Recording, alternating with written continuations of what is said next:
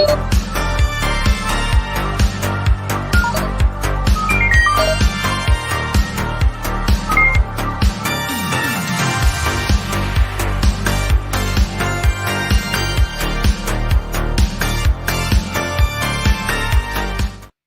right, welcome everyone. Hit the ropes with us, take some bumps.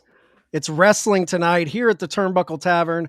I'm one of your co-hosts, Chad. With me, as always, the live ace from the No Cell Studios. I'm the ace of the Tavern, Stephen Acefield. And dude, this has been a long time in the making. The overlay looks sick. We got a lot of news to break down, and it's Wrestle Kingdom week, dude. I'm so pumped for it. Wrestle Kingdom. There's a lot of big news on the table. I feel like we're kicking off 2023. It's always fun to start a year because you never know what's going to be in store for us. You look back at 2022, now we can see how crazy of a year that was. But what is 2023 going to hold for us? I can't wait to get into wrestling tonight. Guys, every Monday, you're going to find us 7 p.m. Please go check us out on YouTube, subscribe, leave us some comments, tell us what you think of the show, tell us what you think of the layouts. We've got new bumpers, video bumpers, new graphics. It's going to be a fun time here, and we hope to kind of kick off your wrestling week and not only talk about the big news in the here and now, but look forward to the week ahead and tell you what you want to get excited about. 100%. And I think that's the best way to do it because you and I did a lot of research for this show to break down the news and get ready for it.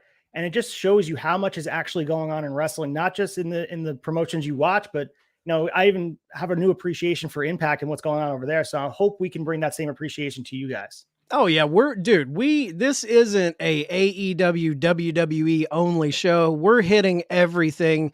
Anything newsworthy, we'll talk about it. If it's New Japan, AAA, MLW, NWA, Impact, GCW, whatever's out there is on the table to discuss. Yeah, man, we got a big story to break down. Want to get into the big three? Yeah, let's get into the big three stories.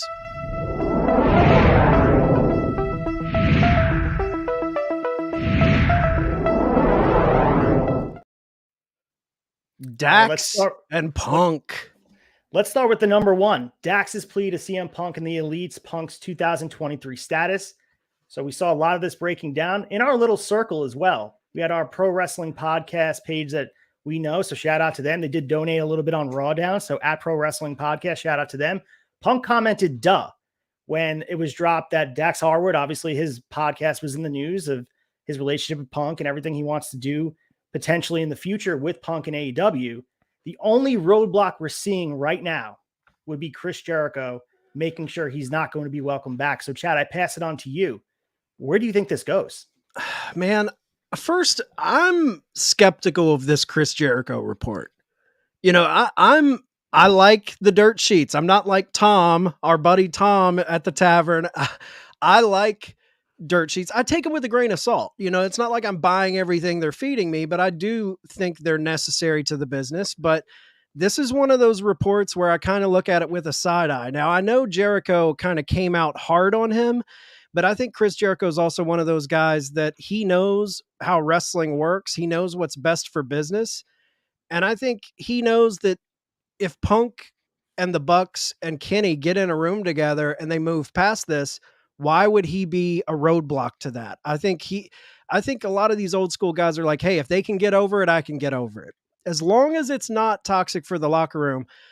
Man, with all these reports with Dax putting it front and center in the news about, his take on it and his plea to all parties involved to come out and let bygones be bygones and really come back and make a story for us in AEW and how good that would be for the future of pro wrestling. And with the duh comment on Pro Wrestling Podcast from Punk, I think this is trending towards a possible return. I can feel the groundswell. What do you think, Ace? Yeah, I think the best thing of this, the silver lining, was the injury because it gave everybody time to cool off and go away because Punk had no choice but to rehabilitate his injury.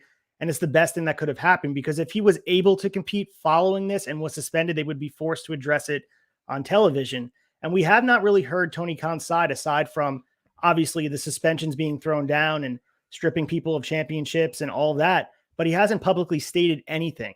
So although there's a lot of heat with everybody involved. We've seen cooler heads prevail in other situations. We can point in case could be Edge and Matt Hardy. You can go back to Bret Hart eventually coming back to WWE after all those years of just, that was pretty much his life of talking about the Montreal Screwjob. So I think if there's money to be made, we know in wrestling that can cool a lot of tensions in the room with these guys. The problem being right now is there has to be someone that swallows their pride. And I'm not sure if either side is willing to do that. But if they did, there's a lot of good story on the table. And listen, man, I was critical of Punk when it first dropped down. He blocked me on Instagram. We were just talking about it off air because for whatever reason.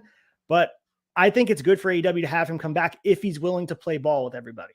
So I'll say this, man, that duh comment, maybe I'm reading too much into one 3-letter word, but to me, that duh comment is like, yeah, we should do that. It almost seems like he's open to that, but there's other parties that aren't open to it. That's how I took it. Maybe it doesn't seem like a man who's digging his heels in the sand when he makes a comment like that. But it's funny, man. You talk about Bret Hart. The Montreal Screwjob goes away. He comes back, makes amends with Vince McMahon. Obviously, we know Punk idolizes this man. In my opinion, the Montreal Screwjob was a much more egregious act than the Brawl Out. So if Punk's looking at that hero of his that he likes to, make all these homages to, you got to think he's thinking of how he handled the Screwjob. Yeah, it took years and years. Punk doesn't have years and years.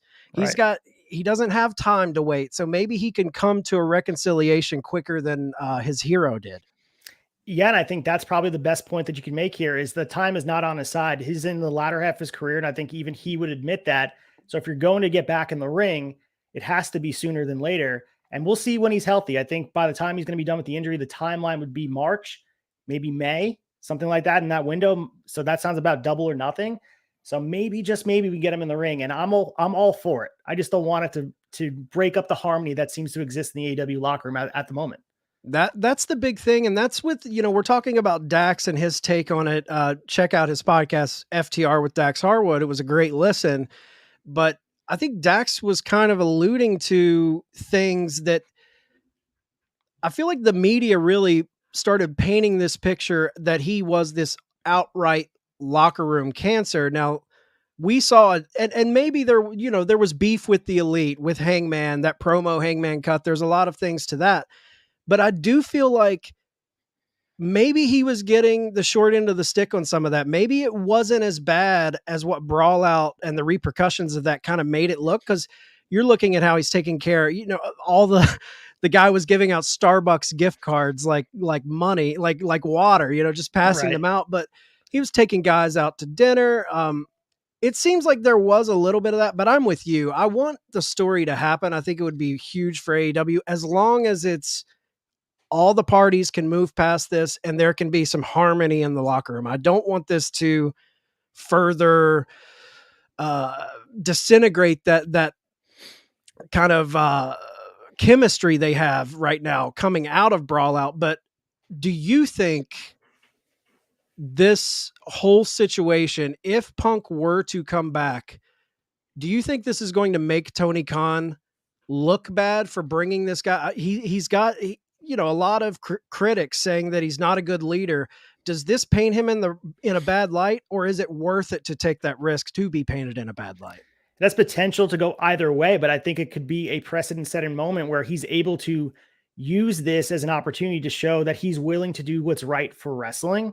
And I think right now he looked like a fool during the press conference. There's no denying that. He was played for a sucker during that. He probably should have stand up. I know he probably has shower thoughts. He probably has late nights in his bed where he has staring at the ceiling, wishing he did something different, as we all do. We have all moments that in your life, but you have a chance to make it right now by getting everybody together. And what's better than that you're able to turn what is chicken shit into chicken salad, as people like to say, and make it into this really revolutionary story that when it's all said and done 20 years from now, maybe we'll be talking about the story, not the incident.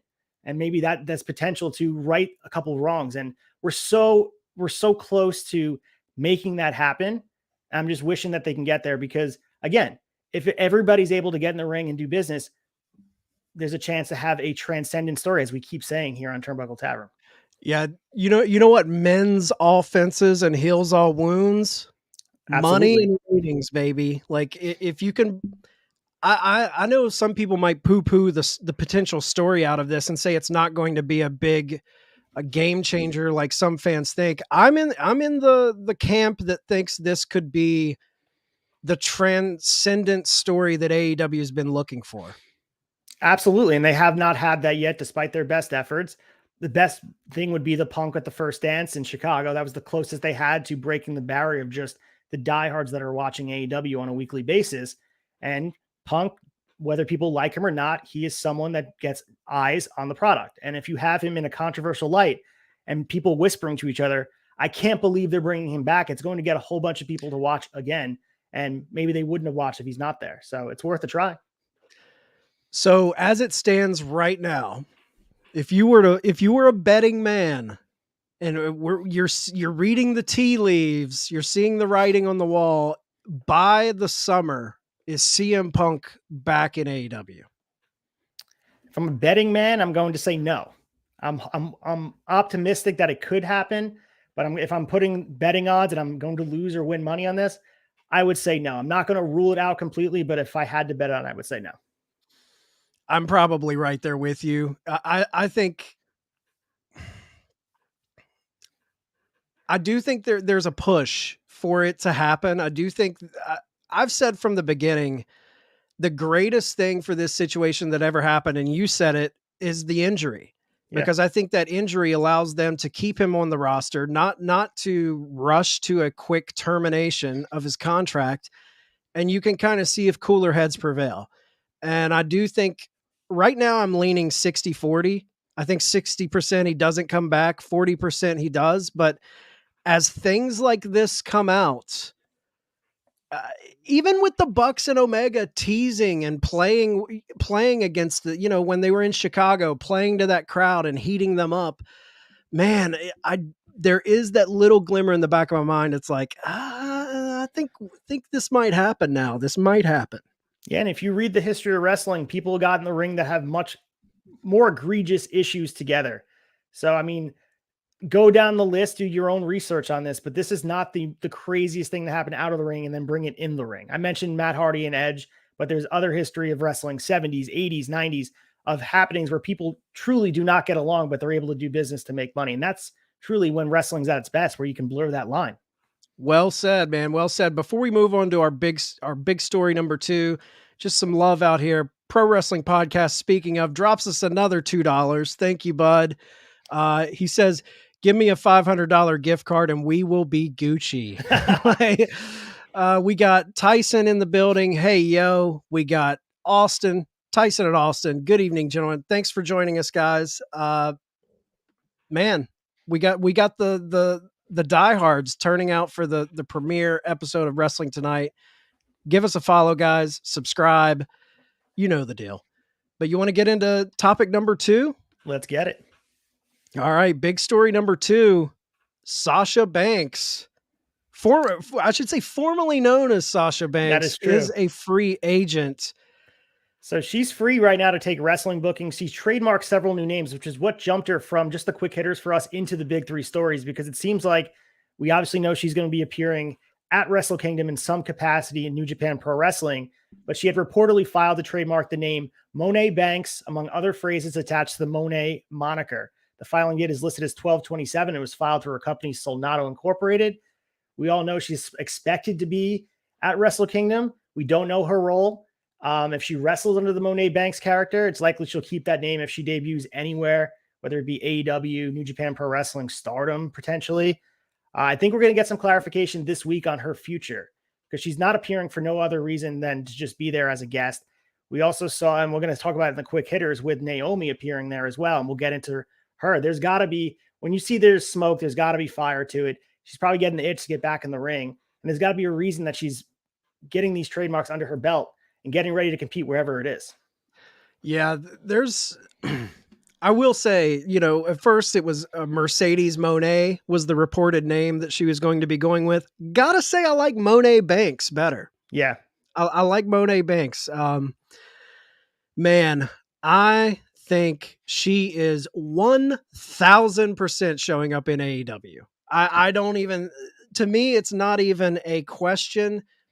Obviously, New Japan and AEW have this loose partnership going on. I've heard reports that a lot of AEW talent are over there for it's not Wrestle Kingdom though, right? Ace, isn't there a show that they're supposed to feature on?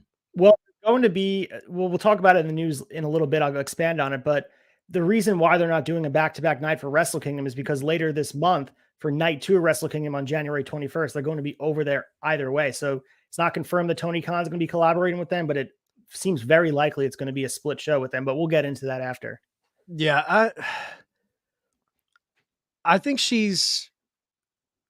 this Wrestle Kingdom experience and her little jaunt in Japan is going to do a similar thing for Mercedes that it did for Chris Jericho. If you remember when he went over there and did the whole Kenny Omega thing, he's given countless interviews where he talks about, he was still friendly in a deal with WWE when he was working with New Japan. And he said that lit a fire in him that wrestling could be fun again. Wrestling could be done different ways than Stamford. And I think Sasha is going to see how much fun it is to be out from under the reins of Stamford, Connecticut. And I think this is going to be something that pushes her towards really making a huge splash with AEW. I think that Sasha going to AEW, showing up at AEW post Wrestle Kingdom, I think it's going to be one of the most monumental big things that AEW has done. I think it has the potential to be, as far as a ratings grab and all of that, I think it could be bigger than even Jon Moxley joining at the start of the company. Yeah, I think her star is a little bit dismissed by wrestling fans, but she is a star that is unlike a lot of others on the free agent market. And Meltzer mentioned it back on December 16th in the newsletter about it's almost locked in. She's going to be wrestling a match at Stardom in the spring. So I'm looking forward to that. And that also bridges the gap for people to get exposure and have her get some matches under her belt in a different scenario. You mentioned being stuck in that WWE bubble. She's a lot like FTR. She went to the Performance Center. She got all of her close friends. Exactly. And that he did post a little bit of that hint where they did the FTR and the SASHA and the whatever they were called as a unit, SASHA, Bailey, and FTR, posted that shirt that was made that they were wearing in the locker room. So I like this for Sasha Banks or Mercedes or whatever you want to call her. I think it really could be something good for her to expand. And her in-ring work doesn't need work, but I think it will expand her style and let her, spread her wings a little bit because she's shown she can work on a big stage. She's main evented a WrestleMania. We know that she can do that, but can she go out there and have these technical matches that she probably wants to have, that she's not going to be limited by that WWE style? And I think this is going to really let her show everybody how great she really is, and potential could for AEW you mentioned, but also for New Japan Pro Wrestling to get their women's division on the map, because that women's championship is brand new. Stardom obviously is an all women's promotion. This could be huge for the world of wrestling. And that's where we're at right now with the fluidity of going across borders and going across different promotions. I think Sasha working there is a good precedent setting moment for not only women, but men across all different promotions to do their thing and not be limited by or tethered to one promotion without, being locked down. It's showing where we're moving in wrestling. Yeah. I think if handled correctly, this move by her could be a monumental move for her career. And like you said, pro wrestling in general, especially for New Japan. Think of this for a moment. Sasha Banks she hit the ceiling in WWE. And they never truly gave her like a long reign. She held the title. She was in big matches. She was in huge moments, but she was always she always seemed to me like she was kind of transitional champion. She never really got that monumental push. And I think that kind of led to her leaving. She never felt truly respected. And I know Triple H is in charge now, but I think the damage had been done. But if you look at her going to New Japan, like you said, they're trying to kick off this women's division. Meltzer, who, Daddy Dave, we'll get to him later. He's even talked about, Japan, wrestling in Japan right now is struggling, so to get us a huge star like Sasha to come over and just inject life into a division that you're trying to build instantly. Her being there and bringing eyes, she doesn't have to stay there if she wants. Like, just to be there to kickstart this, it's like a shot of adrenaline to the heart. I think that would be huge to go in, help establish a division that's never been made, and then you go to an AEW, and I feel like recently we've seen them trying to really put heat behind the women's division. Kind of they were focusing on the men's divisions early on, and now they're really seeming to, they bring in Saraya. I think she could be that kind of cornerstone of that division to really heat it up too. So two birds, one stone. She helps two divisions really take off. I think so. And I am a little bit pessimistic on how new people are brought into AEW. So I do like that she's going to be expanding elsewhere. So she's going to spend some time in AEW. It might be on a per diem basis, which seems that's going to be the case. She doesn't want to be locked down anywhere because she has other things out there, not even just wrestling, Hollywood. We talked about Mandalorian. I mean, there's other options out there for television and movies. She's a superstar. If people are dismissing that, you're not paying attention. She is someone who is one of the biggest stars in all of wrestling and pop culture. She's someone known outside of wrestling, and that's huge. Wrestling fans, we live in our bubble. Sasha Banks is someone who's known outside of that bubble. And there's not many wrestlers nowadays that are. You talk about your John Cena's, The Rocks. Sasha Banks is approaching that level. I think she's the woman right now. When you think about professional wrestling outside of wrestling, it's her. Yeah. And she's going to New Japan, a company that they're not going to try and lock her down, because her doing stuff, the Mandalorian and things like that, that only brings eyes to their product. And I think Tony Khan would think the same way. Like, I'm not going to tell you not to do anything because we're a young, growing company. We want that exposure. We want you to go do things and spread your brand so we can get some of that runoff.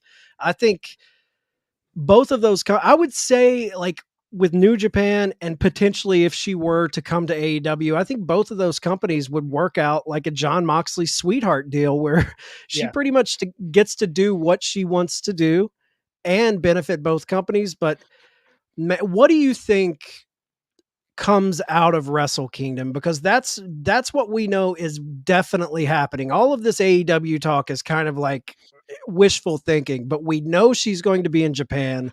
What do you think comes of this? I think she immediately challenged Kairi Sane. I think Kairi's going to retain the title, and I probably think that she's going to either go face to face. Maybe it's at a press conference after. She's definitely going to be shown. She's not flying out there just for a cup of coffee and shaking hands in the back. She's out there for a reason. Same thing with Naomi. So I'm not saying they're going to shoot an angle at Wrestle Kingdom. The way they shoot angles is not the same here in America. They may use that press conference after and have her disappear and go face to face, similar how Will Ospreay uses it to get heat. But I think there's going to be some clarification about what's going to be happening. So we're going to be sitting here on Friday, and I think we're going to understand what's coming up down the line. Maybe she'll have two potential bookings. Maybe they'll announce the Stardom booking. Maybe they'll announce one of the shows in New Japan. Maybe it's night 2 of Wrestle Kingdom that she has a match with Kairi Sane, if Kairi retains. But that's something that I'm really, really like hoping that they do, because when you have her there, you don't want to waste it there by just showing her in the crowd doing that old NXT thing where you just wave to the crowd and like happen to be there. Like, we want to make sure there's something momentum. You don't really need a story going into a match, but it sure would make it better. Oh, if they end her moment at Wrestle Kingdom with her staring Kairi Sane down face to face, mano a mano, nose to nose, that's all you need. Then you're there. You're coming back. And that moment, this shows you how much power Sasha has, because all she needs to do is get in that ring and stare the new champion down, Kairi Sane, stare them down, and people are going to want to see what's next. It'll take, I don't know if you've dealt with Sasha Banks fans on social media, but they are a rabid fan base. So I think what are Roman fans? They're like cut from the same cloth. Yeah, there's going to be legit buzz created from whatever she does. I just hope they really, I hope they give us a good cliffhanger. I hope they give us a good teaser of what's to come. Yeah, and I think they will. Again, we're going to get into the Naomi story in a sec, but the fact that they're both going to be in town, again, it's a long flight. It's not something that they can just get in the, around the block, a quick flight to Philadelphia from New York. It's a long time. So you're not going out there just to shake hands and meet some people in the back and say hello to Kenny Omega or Right. say hi to Okada. Like, you're going to be used in some capacity. I'm not saying she's getting physical, but I think she's going to be on television in some way Okay, come so middle of the week. so just like I asked you with the Punk thing, by the summer, will she, one, hold a title in New Japan, and two, will she have had any working relationship with AEW by the summer? No on the title, yes on the working relationship. I think she's going to be at least appearing in AEW, similar to Will Ospreay. I think we think back to Will Ospreay back in the summer where he did a quick hitter there right before Forbidden Door, and then right after that in the trios tournament. I think that's going to be a little bit more in suit in what she's going to be doing. I think it's going to be a very quick taste in there. Maybe they do a quick match, a dream match. Maybe they do Forbidden Door. They have her there.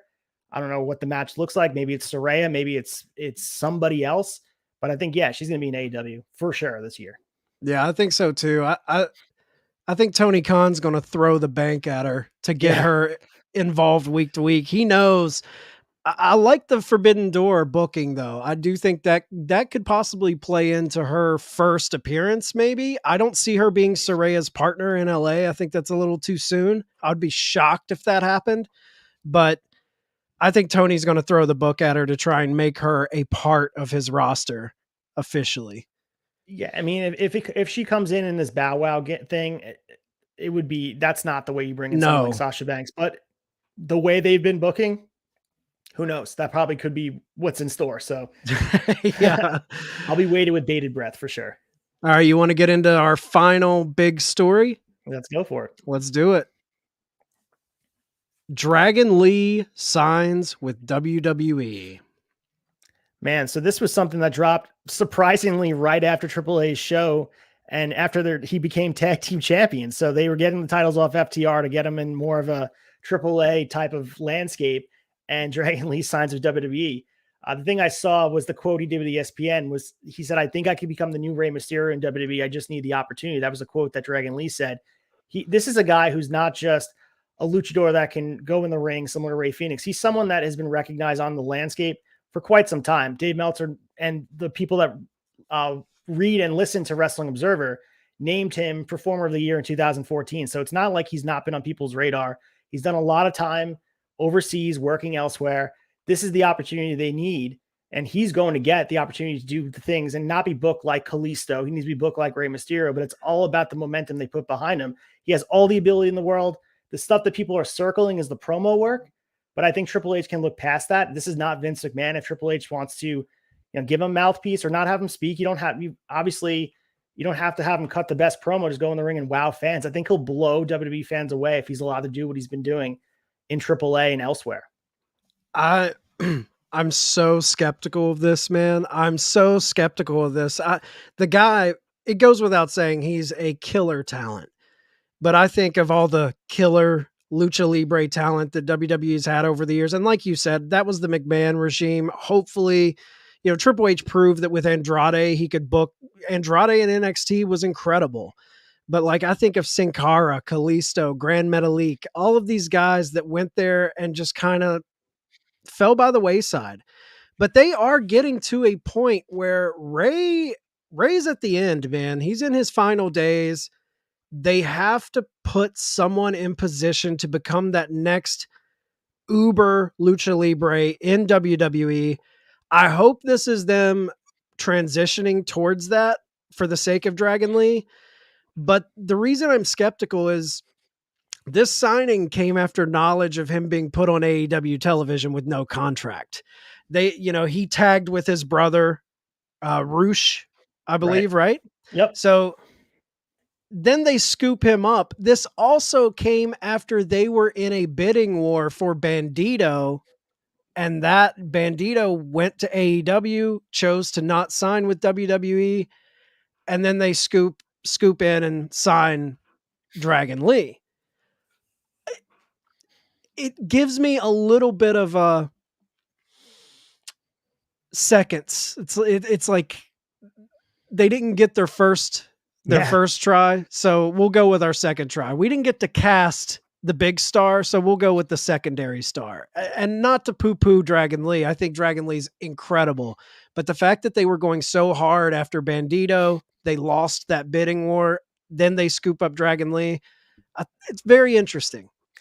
Yeah, but if we look at examples of people being the second fiddle, I think back when you immediately said being the second choice, Jay White, the year that Kenny Omega left to go to AEW, was given all of Kenny Omega's plans. And Gato said that this is exactly what the plans were for Kenny Omega. And Jay White took the ball and ran with it and established his own legacy.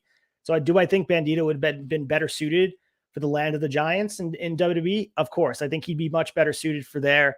And we see how Bandito's being booked in AEW. Not great. He's one of those guys that gets lost in the shuffle. He should be presented like a world champion. He's just not.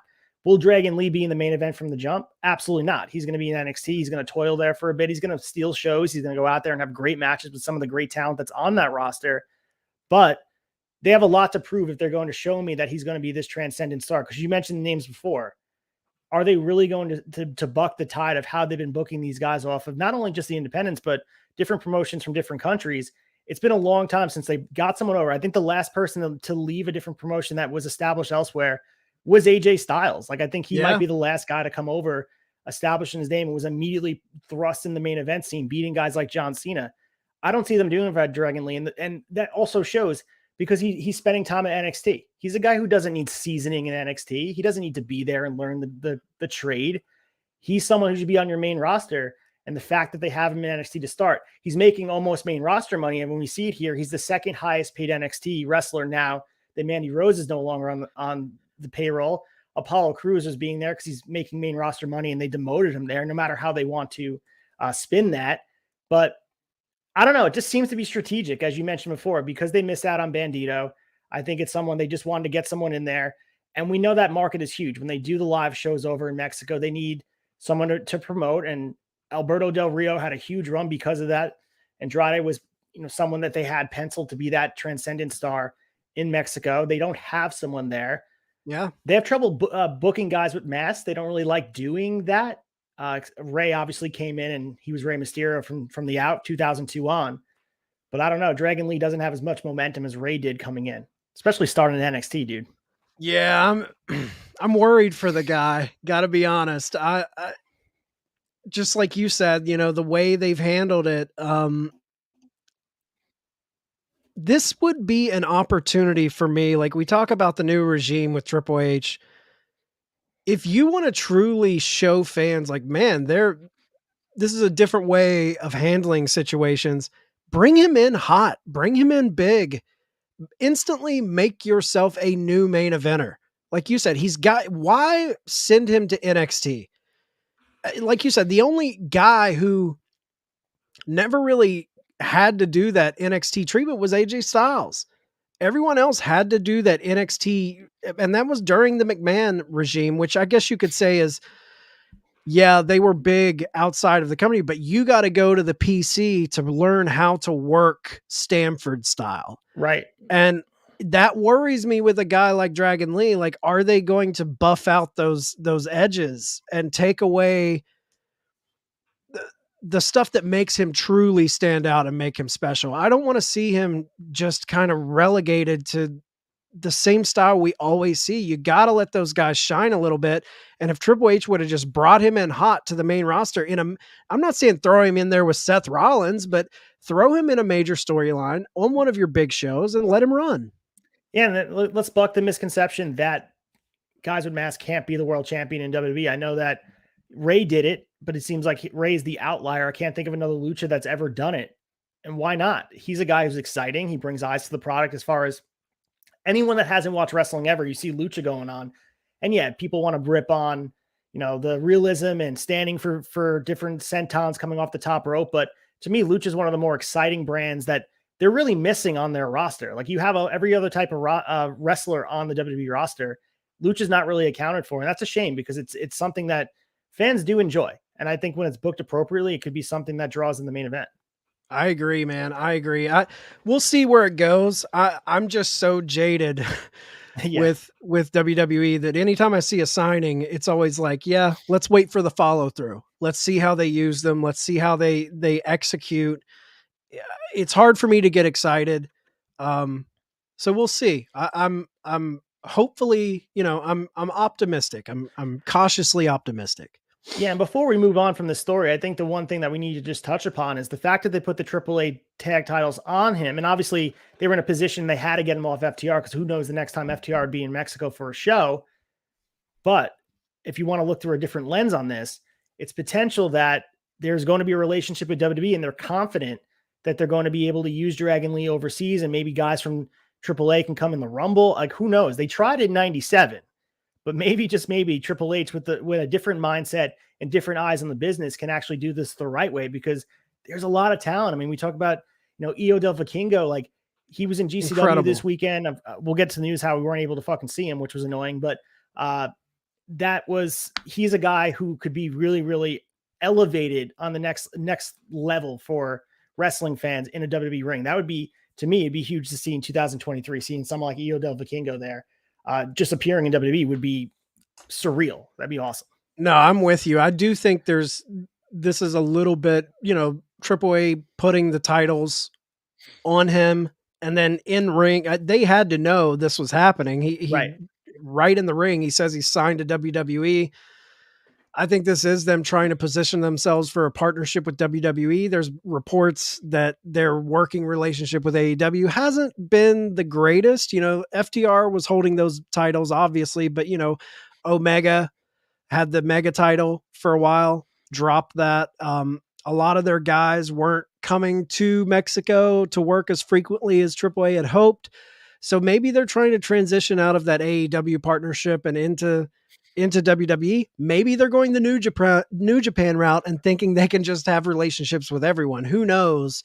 But I do think in a perfect world, Triple H allowing AAA guys, New Japan guys to pop up in the Rumble. Obviously, I'm a hardcore fan. I would pop for that. I would love that. But I think the business model that WWE is in, when you have 30 slots for the Rumble, is their fan base really going to pop for Dragon Lee coming out in a Rumble? Are they going to know who Vikingo is? Yeah, I mean, the way I look at it too, I mean, I guess WWE fans are stuck. They'd pop bigger for a guy like the Godfather coming out, or Diesel coming out one last time, and he's not winning. But I don't know. For me, I would love to see someone like Vikingo, because there's a chance that as a young talent could be out there and prove himself against the best in the world. Seth Rollins and Vikingo going face to face. I don't know. That's, for me.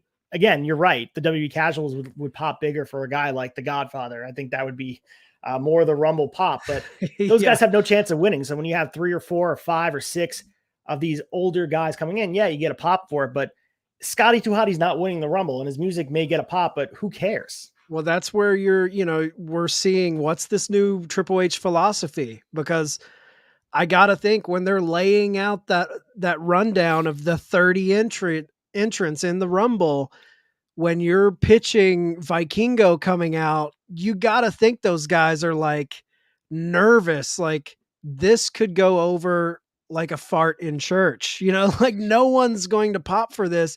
Or we could bring out, like you said, Godfather or Papa Shango coming back, Right. So it's a philosophy thing. I would love to think that they would bring out hell, I would pop for Jordan Oliver from GCW coming out, or Matt Justice, or any, Mansworn, any of those guys. The hardcores are going to be like, holy shit. But the casuals, little 8-year-old Billy and his mom and dad's like, who's this guy?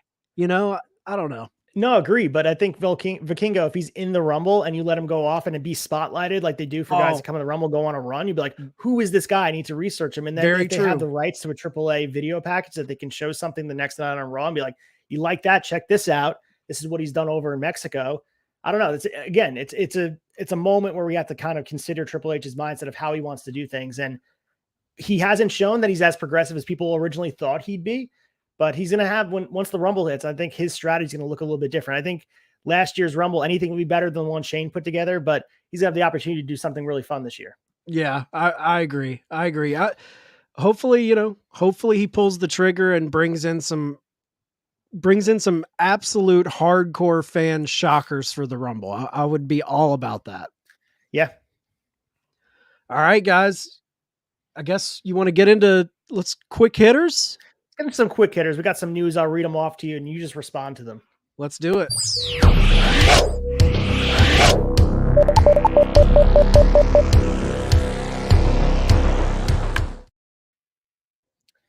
All right, so we got a lot of news to break down here. We're going to do quick hitters. This is going to be the first edition of this segment. So I'm going to read it off to you. You tell me what you think about it. We had John Cena returning to the ring on Friday's SmackDown. He tagged with Kevin Owens, took on Roman and Sammy. He's right now rumored to be facing Logan Paul at WrestleMania in LA. Thoughts on John Cena being on SmackDown? Bald spot or not, you don't know what you got till it's gone. I see. Full disclosure, Cena ran me out of pro wrestling. Wow. I was not a Cena guy. I kind of like went, I shouldn't say ran me out of wrestling, ran me out of WWE for a while. But man, the guy's got it as far as, that Stanford big character. He's one of the greatest. I would never deny that. So for WWE to have him wrestle, I think by him wrestling in 2022 on that match, it kept his streak alive. I think he had wrestled like 20 straight years or something. Yeah. I think it's good, man. I think it's good. Cena being back in any capacity, I think it's good for WWE. It's good for the fans. Bald spot or not, like I said, I couldn't believe the dude had the bald piece going. A lot of memes floating around. Yeah, I mean, I posted that meme. It has over 10,000 likes right now. So shout out to everyone sharing that. It's been crazy.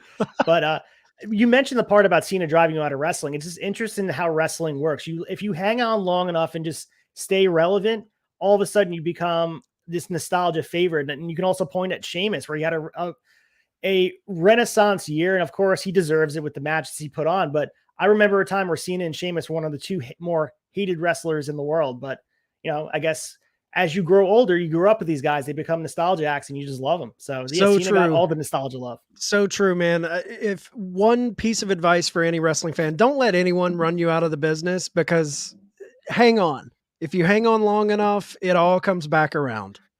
Being 15, 16 during Cena's run, that was rough. So I agree with you. It was hard to watch. Yeah. All right. We have the next one here. Sean Spears' cryptic tweet about AEW's future. He has not been used on TV. He appeared on that one show in Canada, but thoughts on Sean Spears' future? Have we seen the last of him?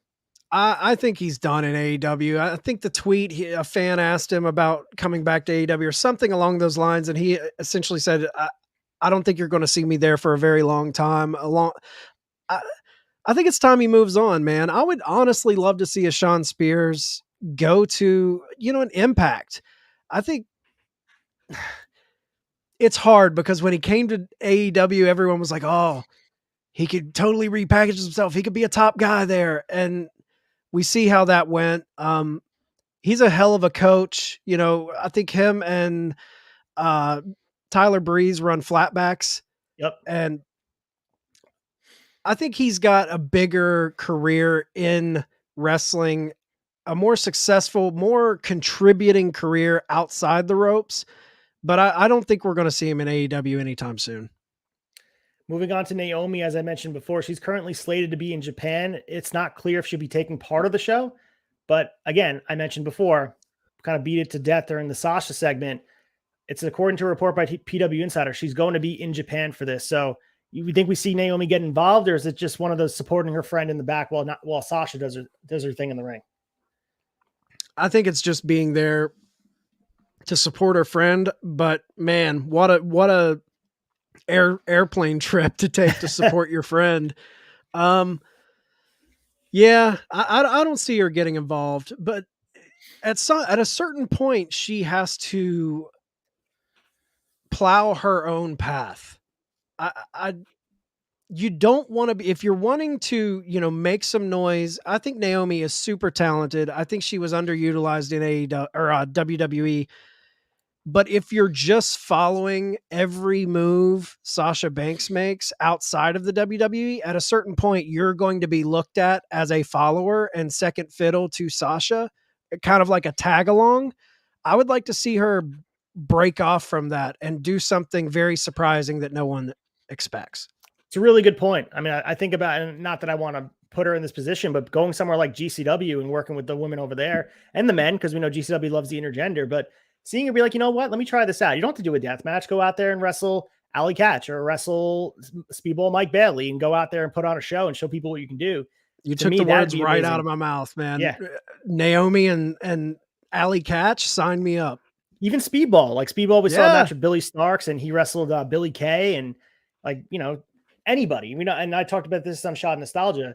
The intergender wrestling in GCW is, you want to talk about legacy? I think years from now, we're going to talk about that. But let's get into the next story here. Tyson Fury, his plans with the WWE is in jeopardy due to a travel ban from US due to his ties to an Irish mob boss, Daniel Kinahan. So I didn't know anything about this story. I guess you want to just give a brief synopsis of Tyson Fury and the issues he has arising. I get, Triple H had plans reportedly of bringing him back in a major capacity. I'm guessing maybe the Rumble or, even Mania plans. I'm not sure how far out this flight ban from the US is, but I just found it. I love the world of boxing, man.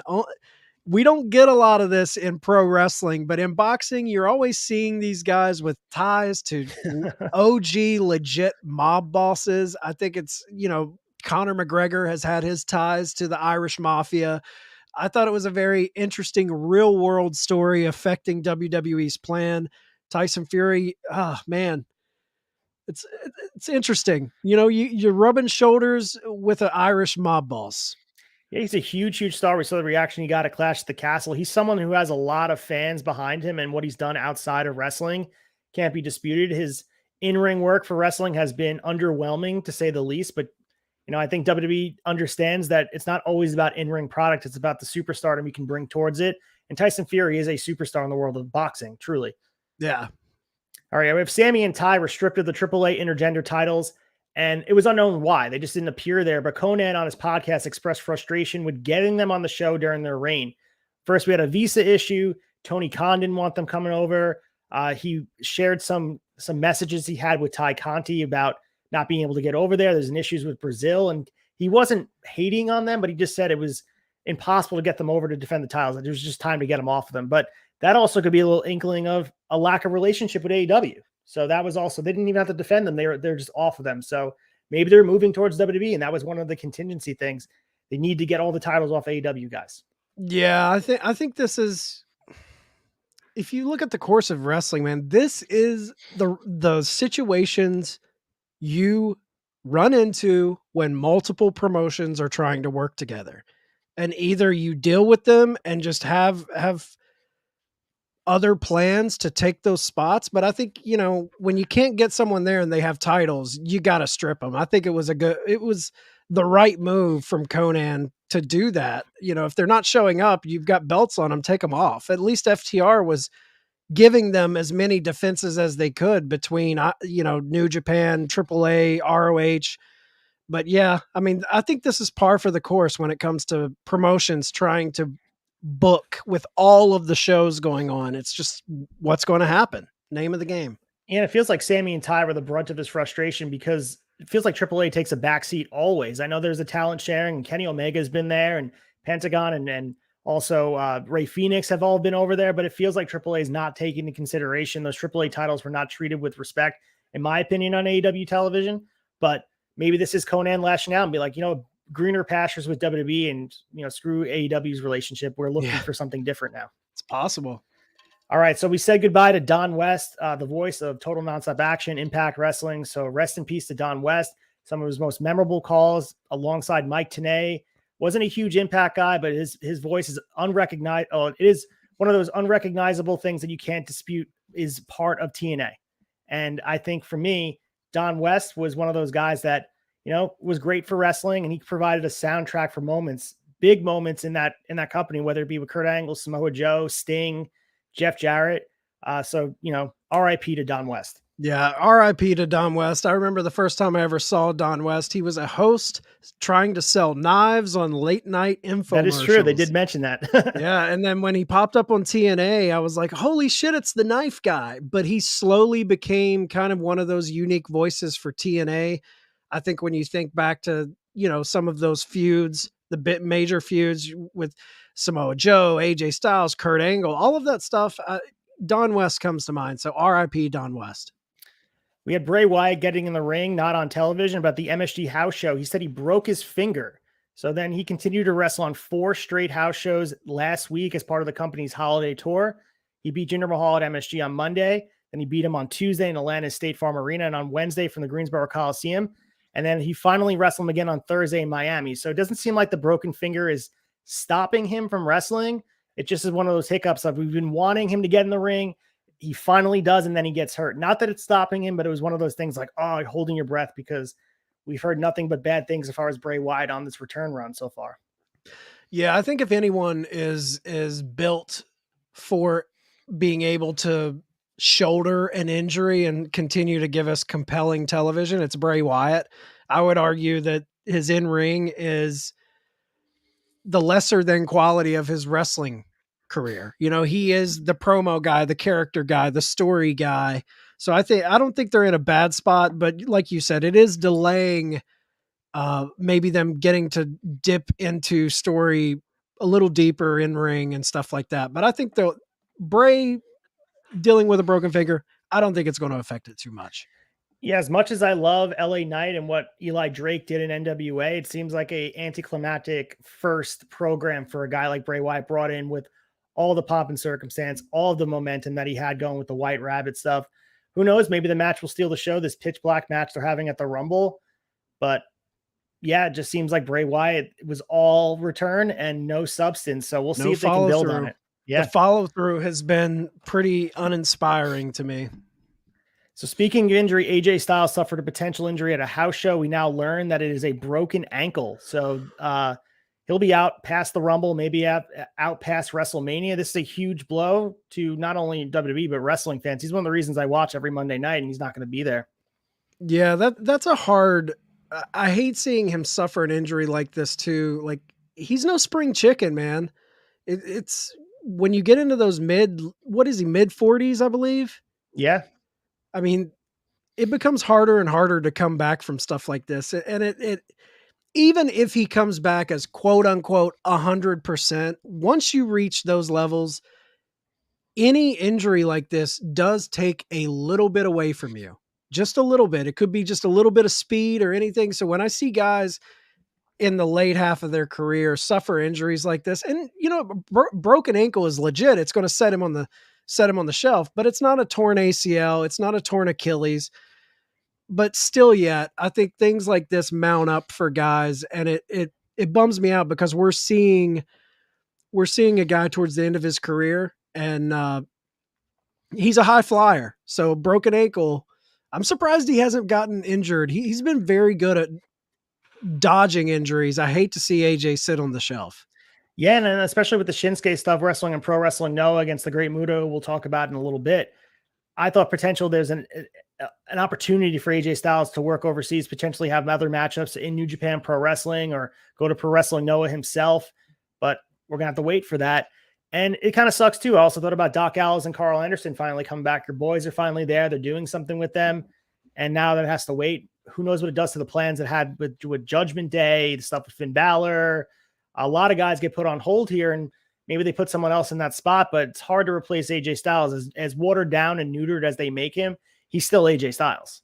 Dude, that's a great point. When something like this happens, it's easy to think about the guy who's obviously sitting out with the injury, but you're dead on.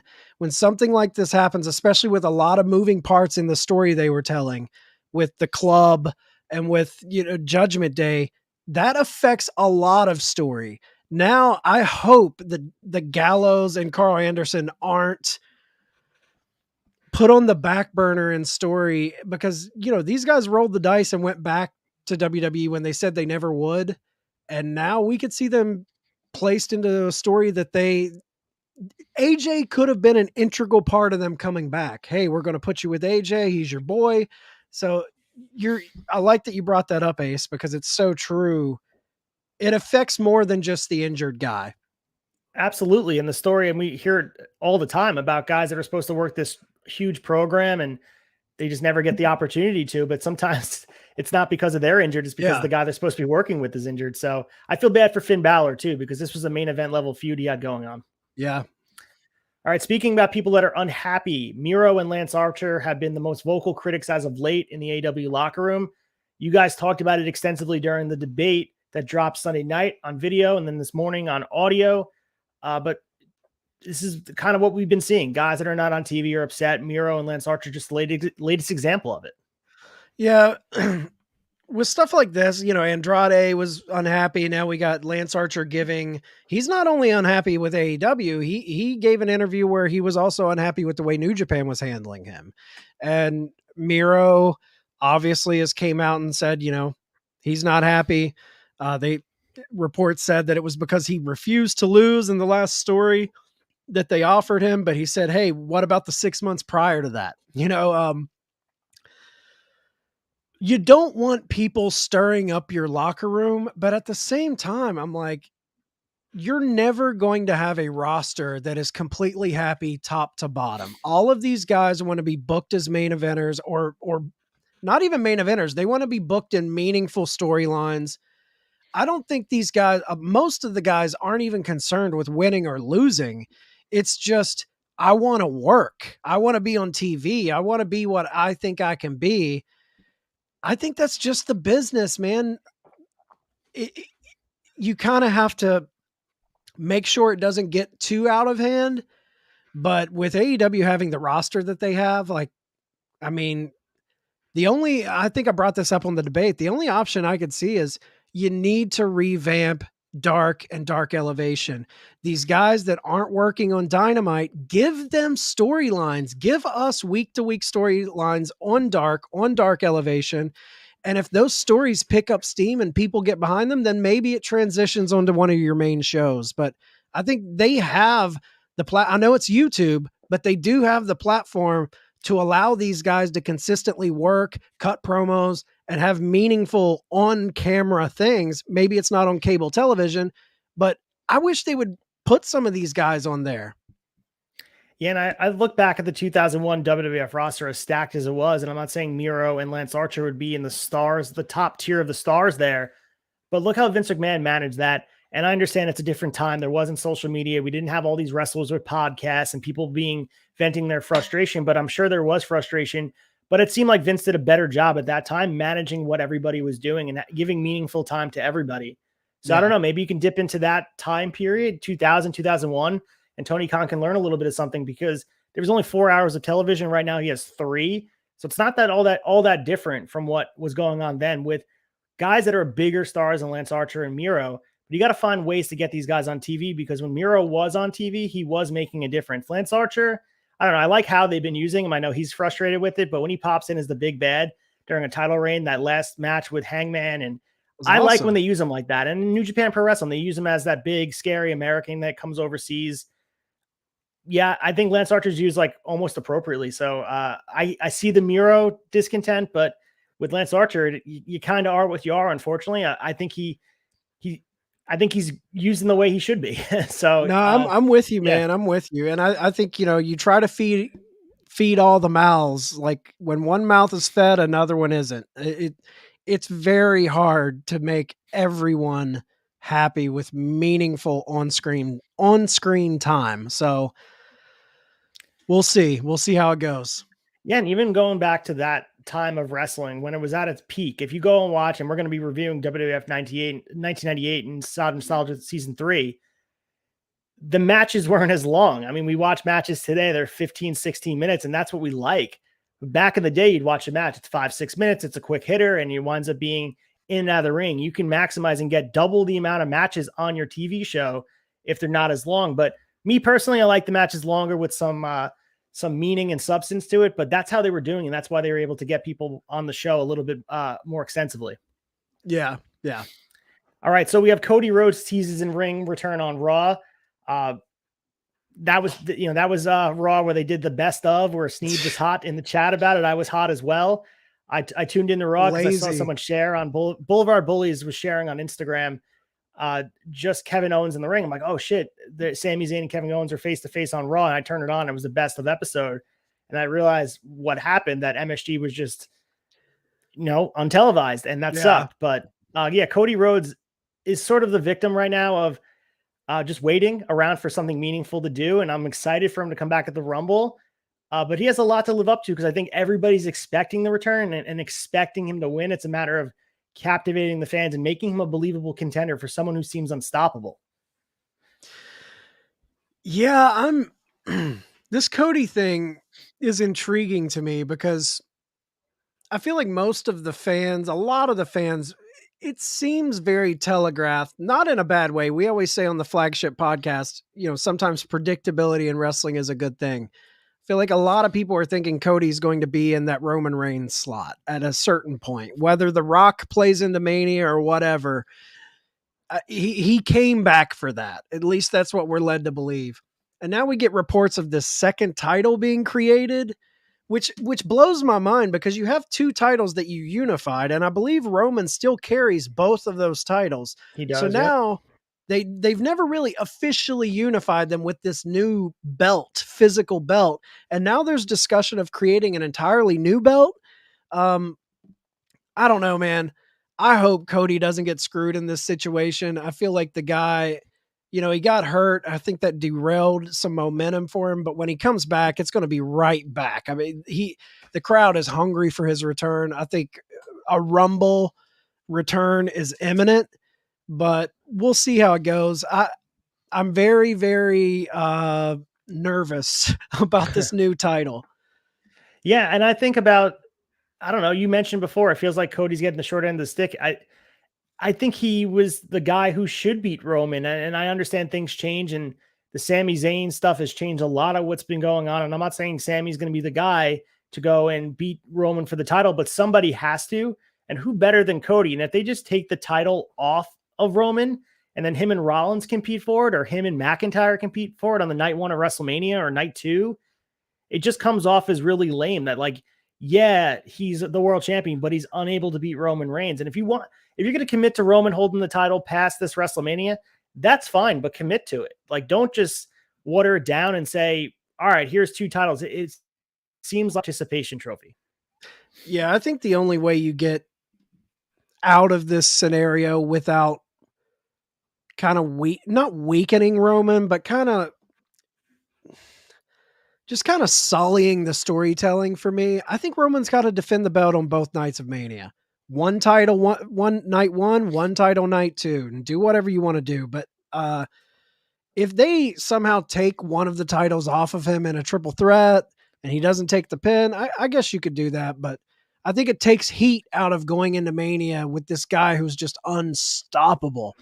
That I don't want to see Roman go against Cody Rhodes or The Rock with any blemish on his record. I want to continue the head of the table train right into Mania.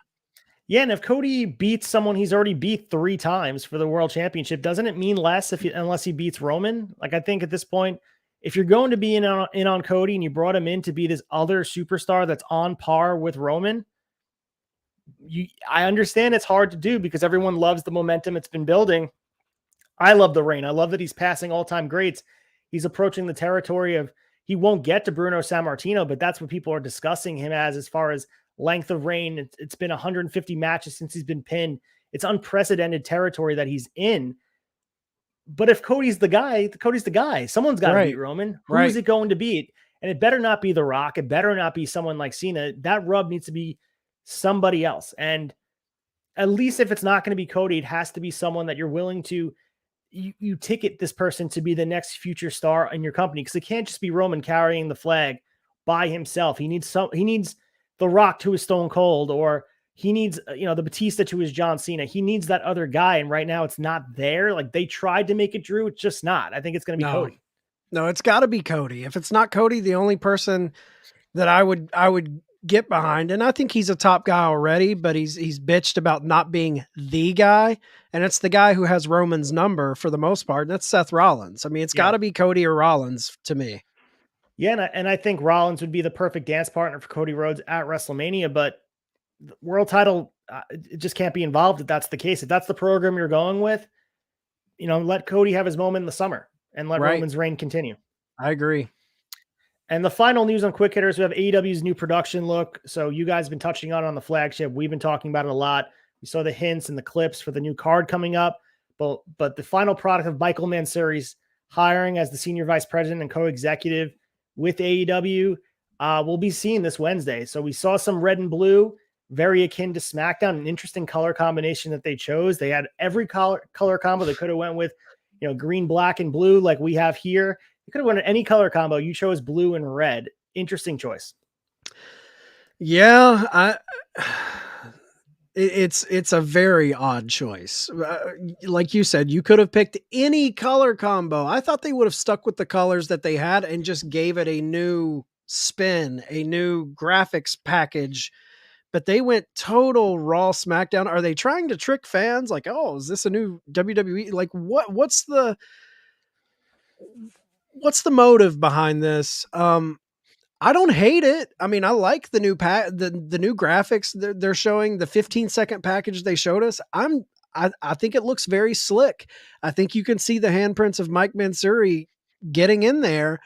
But the thing I'm most excited about, colors be damned, I want to see what this new stage setup is going to be. I want to see what the new graphics packages on the show are going to be. That's what I'm very interested about. And it's this Wednesday, guys. So Wednesday night, we will get to see live from Seattle the new look of AEW Dynamite.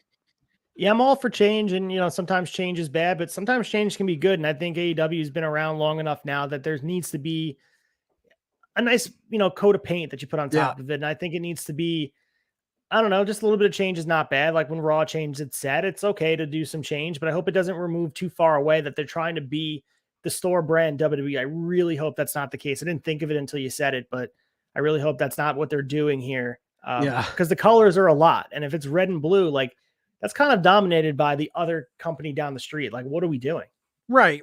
And look, WWE doesn't have a fucking they haven't cornered the market on red and blue, but that is what you think of. Raw red, SmackDown blue. That's what you think of. So I want to see how they lay it out. If it is red and blue, you got to do something to set yourself apart from those shows. So that's the intrigue for me going into this week. Yeah, we'll definitely pass judgment when we see it. So you guys can tune in next Monday to see our reaction to it. Yeah. All right. I think it's time to get into some Dave raves, right? Yeah, let's do some Dave raves.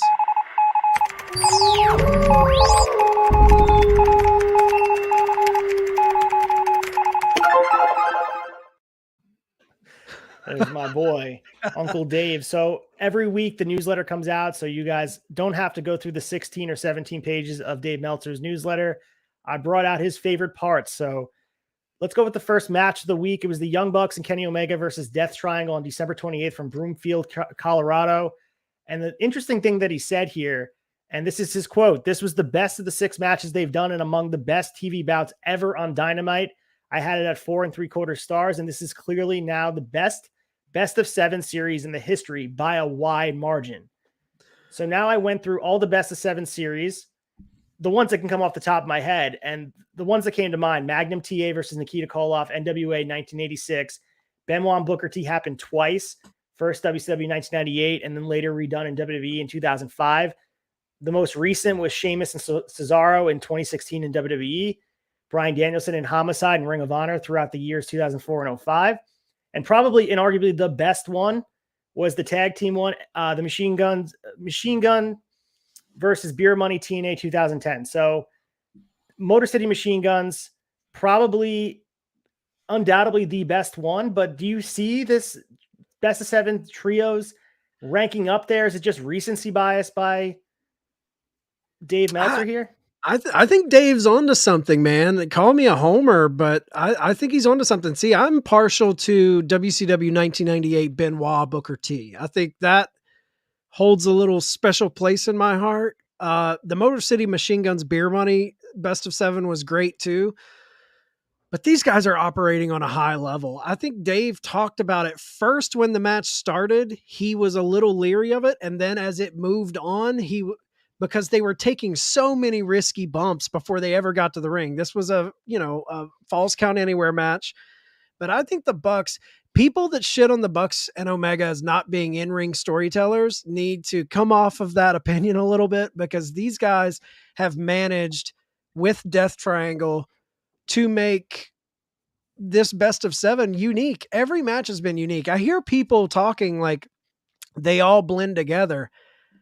Are you watching with your phone on? Like, are you not really watching? Because to me, all of these are very, very different. You know, the first couple matches were all about that fucking hammer, dude. And we move into we had the hardcore match, then into this one. The way they've structured the down 2-1, down 3, or it was down 2-1, and then what did they go down 3-1, right? Yep. Then it was 3-2, 3-3, and now best of 7, culminating in the ladder match 2 in weeks from Los now. Angeles, in the Bucks' hometown. I mean, I think this is I'm with Dave. I think I've enjoyed this best of 7 more than any of the ones mentioned. Yeah, I agree with that. And again, I love all the competitors involved here. I'm one of the biggest Pac fans of all time. So having him take part in this has just been amazing to see. And him and Kenny are just made for each other. I love every match they've had on Dynamite. But I would love to see where this stands in the history of wrestling years from now. I think right now we're so close to it, it's hard to really appreciate it. But I think people will look at it fondly, even though they were upset at it. Yeah, I think it's all in the execution of the ending too. I think 100%. I can't call it the best until I see how it all wraps up. So speaking of the best, the performer of the week, according to Dave Meltzer, was El Hijo del Vikingo. So he had his match at AAA. He also had a match with Joey Janela at GCW from Infinity, which we were unable to see. So I'll get to that in 1 second. We'll go through the results of what happened. So other matches that were rated by him of note: Dragon Lee and Jalisco won the AAA tag titles from FTR in 15 minutes and 57 seconds, 3 stars.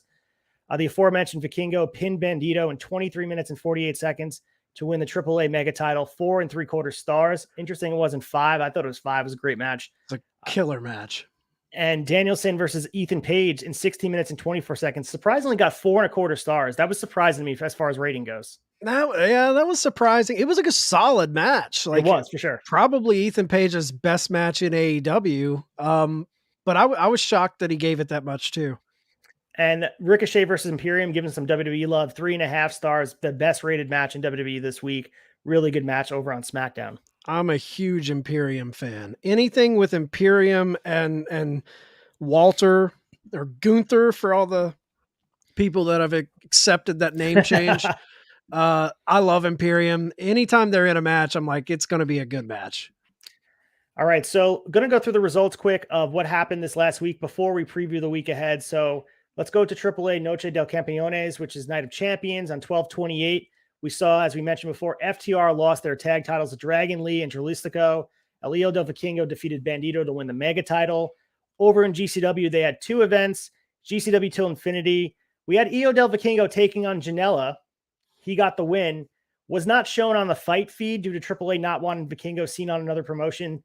I was pissed. Fans were pissed. They were able to see it, but was not shown. And I was confused. Maybe he didn't show up. But then I saw on social media they did do the match. Apparently, it was a great match. People in the show both thought it was amazing.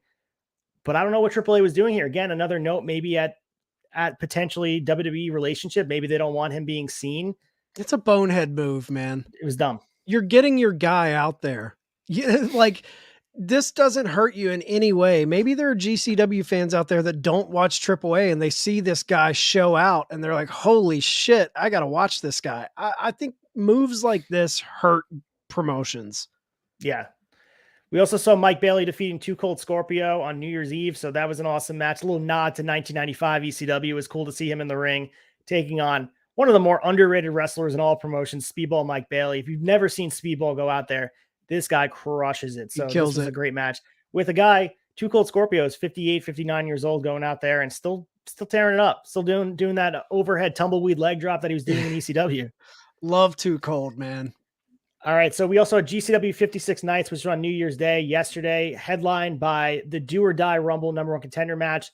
Masa Slemovich got the win. She pulled the old move where they thought Blake Christian got the win, and she was under the bottom rope, came in, eliminated him to a huge pop. Blake Christian officially turned heel. But he's been receiving X-Pac heat and Showboat for a bit here. And I did some research, talked to some GCW fans in the live chat during the event because I couldn't figure out why Blake Christian was getting all this hate. And apparently it all boils down to he grabbed the mic the day he went and was officially All Elite Ring of Honor. He was unable to really put together anything meaningful to say. And people have been sour on him since. He's really embracing the heat. People are flipping him off. He's been kissing the middle fingers on his way to the ring. But they officially turned him heel, so now they're just going to lean into it when he's in GCW. Love Blake Christian. He's a great talent. Just seems like he's off to bigger and better things than GCW, unfortunately for them.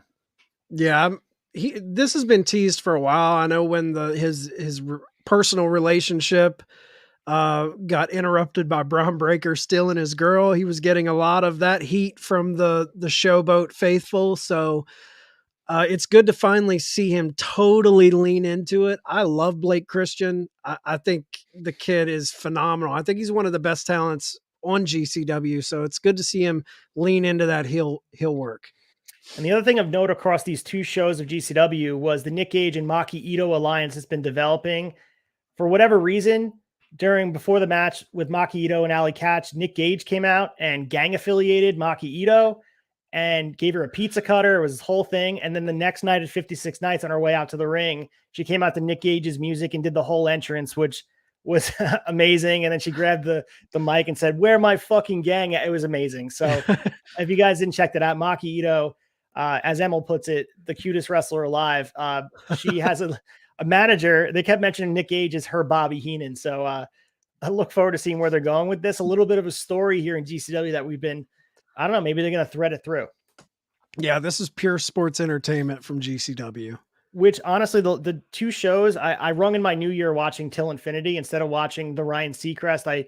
They brought everybody in the ring. Joey Janela grabbed the mic and they counted down. So that was the way I rung in the year, like a true wrestling fan. So I love GCW. They're very close to my heart. So I understand where people maybe are soured on the deathmatch stuff, but if you're not watching GCW, you're missing some really good wrestling. Like I mentioned before, it's not just about the blood and guts. There are a lot of that, the light tubes, spooky dust, but they're going out there like, Mike Bailey and Too Cold Scorpio. There was some shenanigans happening outside the ring, but for the most part, it was just awesome action inside the ring. Yeah, they have a host of great young indie talent, and watch them here, watch them grow, because a lot of the guys on this roster eventually, they're going to get the big call up because, from the Jordan Olivers, the Nick Waynes, obviously, people like that, they're killing it in GCW. Always worth a watch. So the question we have coming out of this is Masha Slamovich going to be challenging Nick Gage anytime soon? I would freaking love for her to take the title off Nick Gage and be the woman world champion, have, Yamashita as the ultra-violent champion and Slamovich as the world champion. It would be a little feather in the cap of progression for a promotion like GCW, who loves doing stuff like that and treating their women like equal competitors. But Bellcaster and I talk about this all the time on ECW, talking about Luna as an intergender wrestler being treated as a competitor, not just a woman competitor. GCW is taking that ball and running with it, and they're changing the game as far as intergender wrestling goes. And maybe other promotions catch on. I know the indies are catching on, but maybe AEW and WWE start to blur the lines of where the divisions are. Yeah, if anyone can make a move like that, it would be GCW. Not we can't forget about Impact. Impact had Tessa Blanchard win that world title. Good point. They kind of set that in motion, but I think GCW could really do that and do it successfully. We see who was it? Rena, who won the ultra violent title. Yep. Crushed it. Crazy match with Alex Colon. They do a lot of great stuff over there. Thunder Rosa putting on an absolute banger with Tony Deppen. Yeah, even Dark Sheik goes out there and she wrestles these guys in matches, like Ali Catch too. Like, all these women over there are building names for themselves. And I mentioned it before in Shot Nostalgia here in the Northeast on the Indies. Shout out to the remarkable champion Gabriel Scott. He wrestled Ali Catch at New Fear City, and they just had a great match. Yeah, and they're treated as equals in the ring, and I love to see that. Yeah, I'm right there with you. They're doing fun stuff in GCW. So the final results from this week, we had Noah the New Year dropped 1-1. It was really early in the morning, so if you missed it, you maybe watch it on demand. Most notably, Shinsuke Nakamura defeated the Great Muta. Nakamura won by using Muta's green mist by taking it right out of his mouth, which led to very questionable comments by Muta being criticized on social media following the match, calling Shinsuke a slur at the press conference for putting his mouth on his mouth. Thoughts on Muta being, I guess, criticized and this match? I mean, we talked about the significance of them being able to use Shinsuke here, but it's a shame it's being overshadowed by an incident like this because it's, it was such a cool moment. Yeah, and I think this is an old school guy from another time. I think this was him playing into the gimmick. Yeah. But using the wrong, I don't think this was like real from the heart words. I think this was just, Nakamura essentially kissed Muta, took the green mist, used it against him. And speaking on that action, he says a couple slurs. I don't know the cultural ramifications of saying those words in Japan is. I don't know if they're as up on the way society has moved past words like that in the West. So I don't know, but it's not a good look here. Fans are upset, obviously so. Muta's what? Pushing 60? Is he in his 60s? Right. And he's on his way out too, like you said. So this is sort of, I don't know, maybe he's just trying to really disappear. Burning some bridges on his way out, I guess. Making sure he can't come back. Yeah. But yeah, whatever. I think it will blow over. And again, a lot gets lost in translation because he said it and he's not native to English speaking. It's as a second language here. So maybe we'll give him the benefit of the doubt of this, but we'll see where it goes. Yeah. All right, let's move to the week ahead. Yeah, let's go.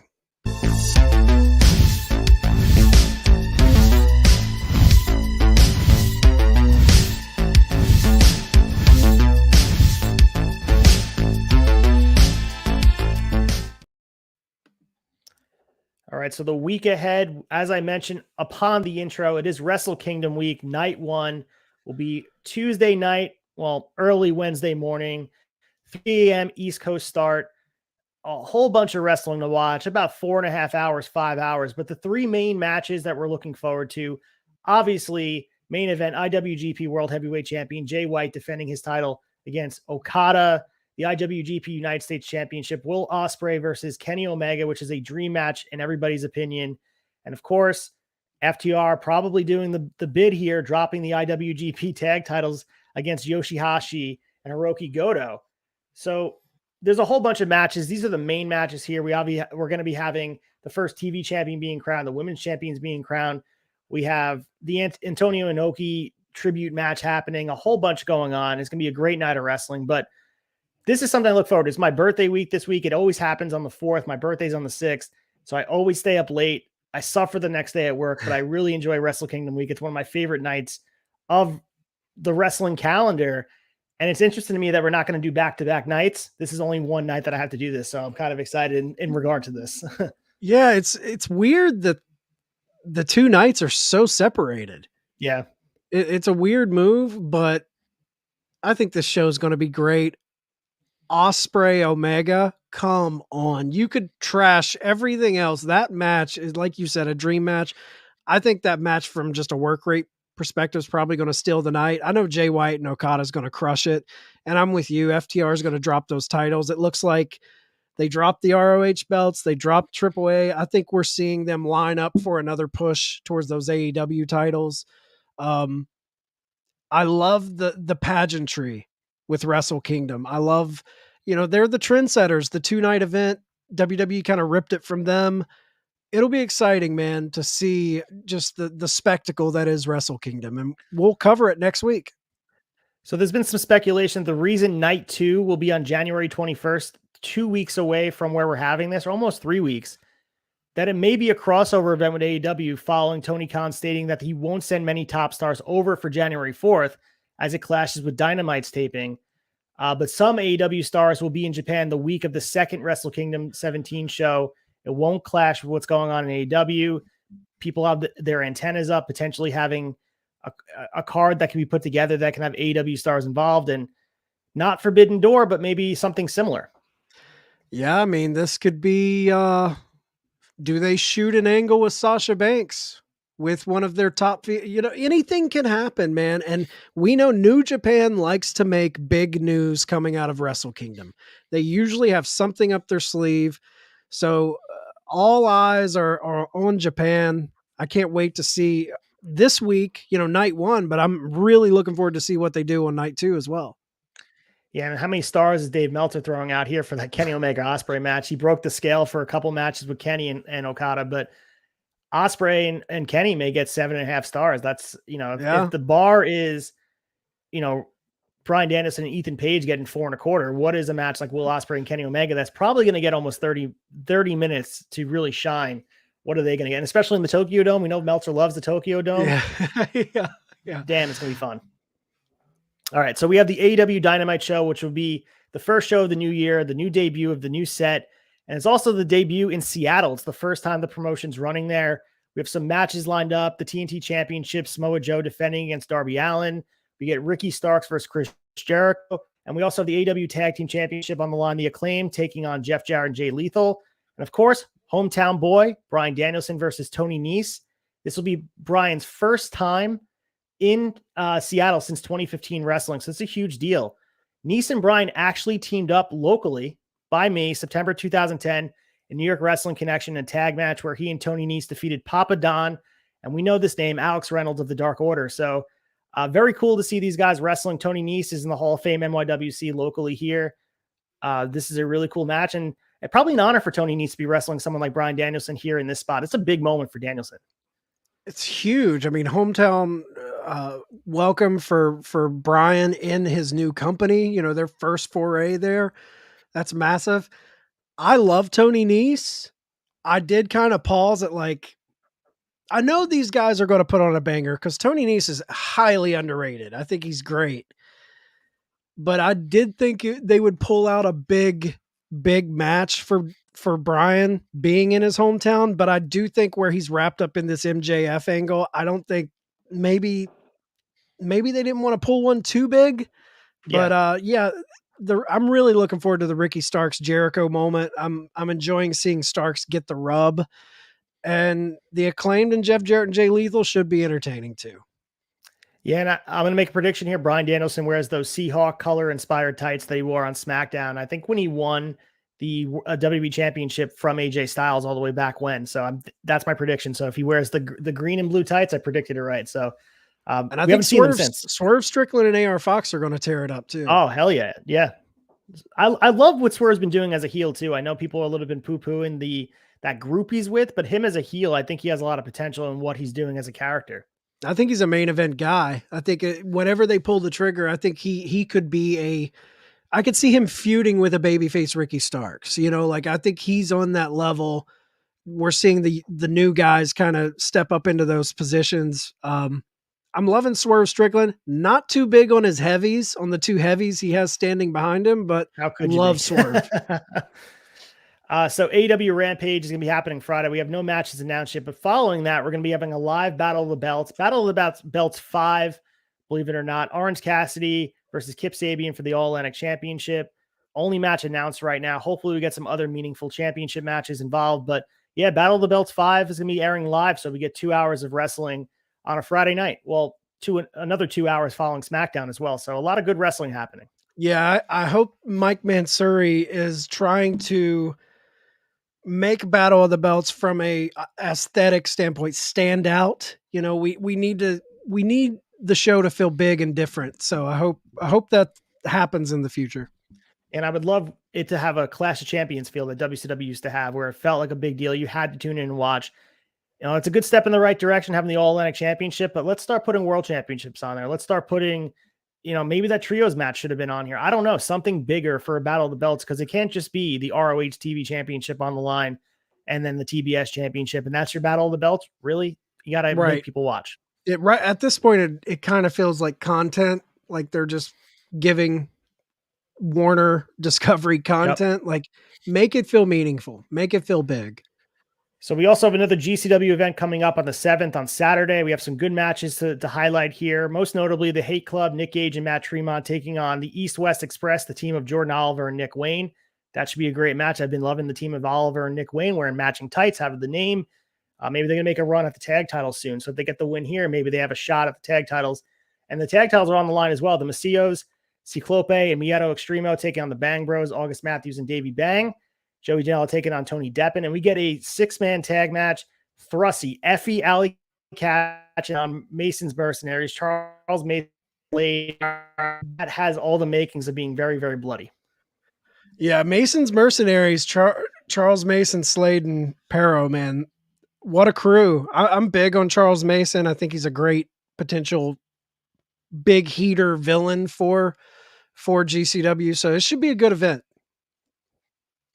And we also have MLW Blood and Thunder on the 7th, same day, headlined by Alex Hammerstone taking on Yamato from Dragon Gate for the World Heavyweight Championship. Jacob Fatu versus Ben K from Dragon Gate. We got Davey Richards defending his National Openweight Championship against Johnny Fusion. Also Tag Team Championship, Hustle and Power taking on the Samoan SWAT team. So not too familiar with MLW. I don't watch it that often, but this is having me kind of raise my eyebrows and be like, maybe I should check them out. Yeah, I mean, Alex Hammerstone is, if you guys aren't watching MLW, that guy's a star. Big time star. Jacob Fatu, any of these guys could be plucked and put in any major promotion that you are watching. That's why you should watch MLW, or at least stay up on them, because they do have some guys. They have an interesting way of presenting their product. Davey Richards, former ROH champion. They've got some good guys. So keep an eye. And dude, Calvin Tankman and Naduku with Hustle and Power, that's a great team. Calvin Tankman's legit. Yeah, Calvin Tankman from Black Label Pro. He's and he's been on GCW a few times as well. He's every bit as tough as you can imagine. So PWG is having their Battle of Los Angeles, their yearly event, a 2-night tournament. Some guys in here, I'm not going to list all the matches, but we got guys like Bandito, Vikingos in here, Daniel Garcia defending Holder, Takeshita, Jonathan Gresham, Jordan Grace, Slamovich, Leo Rush, Commander. Crazy names. Yeah. Just those names alone, you're like, hold on, all of those guys are in the same tournament? Hell yeah. And this is a really highly touted trophy to be holding. Obviously, I mentioned 2022, Daniel Garcia won it, but go back to 2019, Bandito. We got guys like Jeff Cobb, Ricochet, Zack Sabre Jr., Kyle O'Reilly, Adam Cole, Kenny Omega, Low Key, Davey Richards, SEMA. It's a who's who Marty of wrestling. Scurll, like a who's who of wrestlers. So it's one of those things that you're kind of ticketed for success. We look at Daniel Garcia's year following winning that early in January. I remember posting the picture on my Instagram, and look what happened with Daniel Garcia. So whoever wins this, personally, I'm rooting for Commander. He's my breakup performer of the year. I love Commander, what he's been doing in GCW, or a guy like Takeshita as well. It'd be really cool to see one of these guys get the nod with the PWG Battle of Los Angeles, but it wouldn't shock me if they went Daniel Garcia again and have him go back to back. Let me just rattle that off again. Bandito, Vikingo, Daniel Garcia, Takeshita, Jonathan Gresham, Jordan Grace, Masha Slamovich, Leo Rush, Commander. There's other guys in this tournament. Yeah. But just those names. Battle of Los Angeles, still kind of the front runner. PWG still kind of flying that flag. I think them and GCW are a good, obviously phenomenal independent promotions all over the country, but PWG has that legacy behind it. Battle of Los Angeles. If you guys aren't busy, you want to watch some high level indie wrestling, check it out. Yeah, Pro Wrestling Guerrilla is like that bucket list thing for me to go over to the West Coast and watch something like this. It's one of those live experiences that every wrestling fan should do. So definitely something I want to do in the future, and check out not only just Battle of Los Angeles, a PWG show in the future, because their production and their quality of matches, it's a sight to behold. So let's, just be on the lookout. This is one of the best events they hold all year. So check it out. Yeah. We also have Raw and SmackDown to preview. So Raw tonight, which started about a half hour ago, the United States Championship's on the line. Austin Theory is defending against Seth Rollins, and the Women's Championship's on the line. Bianca Belair against Alexa Bliss. So decent 2 matches. They never really announced matches for these Raws. It was cool. Obviously, it's the first of the year, so they wanted to show out. Those are 2 good matches to open up the year with. Solid. I love that they're actually putting some heat behind Austin Theory. I think that's a good move. And we also have SmackDown on Friday. Drew McIntyre and Sheamus are challenging the Usos for the Tag Team Championships. And Ricochet battles Top Dollar in a Royal Rumble qualifying match. So we're going to start to get those Royal Rumble qualifiers going. So Top Dollar has some heat. Top Dollar, man. I think everybody is for sure. Come on. Ricochet all the way. Yeah, Ricochet is getting some heat behind him as well. I like to see him getting some love. He's a Triple H guy, so I like to see him and he withstood a lot of bad booking with Vince there. So it's nice to see him getting some love. And then finally, we got Impact on Axis on the 5th. They're getting ready for their Hard to Kill pay-per-view on the 13th. So this is their go-home show. We got the debut of Anthony Green and Impact. So this should be really cool for people that are fans of Anthony Green. He'll be taking on Black Taurus, who will also be in PWG. So busy week for Black Taurus. Master Slamovich, also in PWG Battle of Los Angeles, taking on Taylor Wilde. And Matt Cardona are taking on Chris Sabin. Like I said, getting ready for Hard to Kill. I think main evented by Bubba and Matt Cardona. Is that what's going on in Impact? No, I believe Bully Ray, is challenging Josh Alexander for the world title, right? There you go. That's exactly what's going on. And the story there has been expertly told. I mean, to see Bully Ray back, I know he's an older, I'm not an ageist. With Jericho and guys like Bully Ray, when they come back into wrestling, I think they add a lot to it and they elevate younger guys. And I think Josh Alexander is one of the best wrestlers going today. I think he doesn't get the hype that he should. He was in a tag team called the North with Ethan Page. He's broke out, became kind of their quintessential babyface. And Bully Ray has garnered a lot of heat in this feud. And I'm really excited to see what they do with it. But yeah, Impact, man, consistently puts on good shows. I think they need to break out, get some fans, get some more energy in the way they mic the crowd. But dude, they're putting on great product every week. Yeah, and that's a credit to guys like Lance Storm, who's like been involved in production in the back. You could tell that there's a direction and there's storytelling that's consistent. Obviously, they do goofy stuff. I think what's his name was stabbed to death on TV. Like they did things like that. So like they'll do the goofy stuff, and obviously every company has stuff that you kind of bat an eye at and say, that wasn't for me. But they're doing a better job of putting on a consistent product on a weekly basis. It's just hard to find. It's on Access. There's a lot of wrestling on, and then when it's even harder to find, you're like, I'll just read the results. So I understand, they'll get eyes on the product for people that want to see it, but it doesn't make it easy. It doesn't make it easy to find. Yeah, it is a little hard to find. The thing I do respect about Impact is they are trying to offer a true alternative. They're trying to give you something different. Like you said, they kill characters off.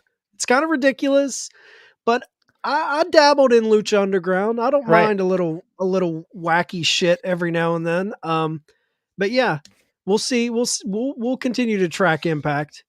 Speaking of Lucha Underground, we didn't say this in the news, but John Moxley mentioned Killshot with Swerve Strickland, his favorite character, promo, which was really, really cool to see a little love for Lucha Underground. I did enjoy Lucha Underground myself. I love Killshot. I loved talking about Ricochet, Puma. Yeah. Killer shit, man. Yeah, Pentagon's work in Lucha Underground, that was great as well. And Ray Phoenix, those guys killed it. So it was not for everybody, but it was something that I enjoyed in the time. It's different. I love, we talk about a smorgasbord of pro wrestling. You can have a little bit of everything. Maybe it's not your cup of tea, but a little taste, a little appetizer here or there. I enjoy it. Yeah, so that's all we got for you this week, man. This was a lot of fun. I know we went over an hour, but there was a lot of news to break down. I thought we did it in a concise way that left people probably satisfied. So let us know what you guys think. Yeah, let us know what you think. The show's going to be ever evolving. We might, sometimes it'll run over. Sometimes we'll tighten it down. You don't know. This is the first episode. Me and Ace will get our groove. We've got Ace with Mike on Shot of Nostalgia. You guys have found this like just great chemistry and flow and groove. And hopefully we'll get there. I think we did all right. First episode. 100%, man. For us to only go an hour and 30, you and I are probably the most notorious talkers here in the tavern. You and I both like to get our shit in, pal. But it is, there was a lot of news to cover. We got to do it justice. We couldn't skip over some of the stuff here. We had to talk about it. Absolutely. You throw young Anthony in the mix, you'll have the three longest winded people from the tavern talking. But guys, we love pro wrestling. We want to, hopefully with this show, we just want to shine a light on everything, obviously talk about the big stuff that everyone's talking about, but maybe shine some light on some of the smaller companies that aren't getting the love. We didn't get to mention NWA tonight, not a lot going on, but those companies, we're going to try and feature them as much as we can. But obviously we're going to keep you up to date on the big shit too. So stick around. We'll give you your fix every Monday, 7 p.m. right here on the Tavern. Anything else, Ace? You got anything else? No, I think you did a great job of covering it. We're just trying to fill in the gaps of, we do so much here in the Tavern, go from the Raw down to the AEW wrap-up show to the flagship, the debate, shot of nostalgia, as you mentioned, even long balls covering, not wrestling, broken VCR covering movies. This is just to fill in the gap of just, plugging the holes of, maybe we didn't get to talk about Wrestle Kingdom. I can't figure out another show we would talk about Wrestle Kingdom at length and give it the love it deserves, or even, PWG, when are we really going to have an opportunity to talk about it? That's for this show. And I think that's Right. a great thing for wrestling fans and for us to get it out of our system and to really challenge ourselves to expand our wrestling knowledge. And, we haven't been doing the GCW show as of late, but this gives a little platform for them as well, because they deserve it. Absolutely, man. I love being able to pick and choose what we feature, and maybe you guys watching, you'll come to wonder what's the three big topics going to be, because we're going to have we're going to anchor it around those topics and spread love across every promotion we can. Anything we can do to push the pro wrestling landscape forward, I think is a big plus. We just love wrestling, man. So anytime we could talk about wrestling, I'm all for it. Yeah, man. So guys, please like, subscribe, share, go to theturnbuckletavern.com. You're going to find everything we have. We'll see you guys here next week, 7 p.m. on YouTube. Like we say on the flagship, keep it snug and stiff. See you next week.